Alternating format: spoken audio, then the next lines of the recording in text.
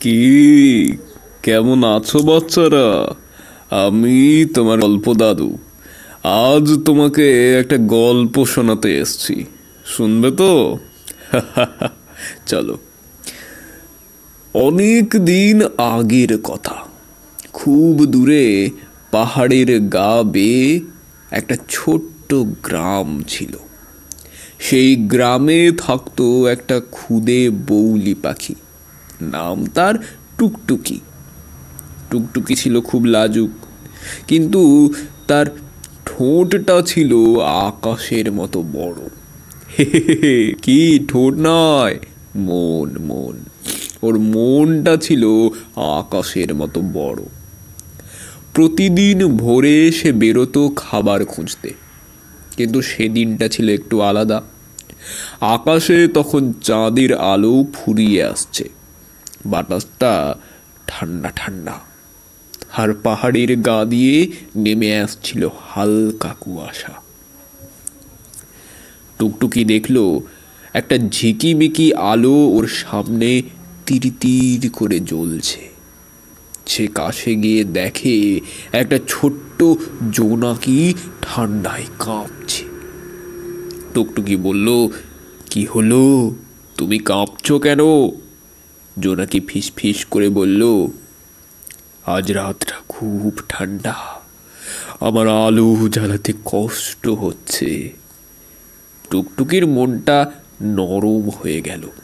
সে বলল, চলো আমার বাসায় চলো, তোমাকে আমি গরম করে দেব। জোনাকি লজ্জা পেয়ে বলল, আমি তো খুব ছোট্ট, তোমার বাসাটা ময়লা করে দেব। টুকটুকি হেসে বলল, না রে সোনা, বন্ধু কখনো বাসা ময়লা করে না।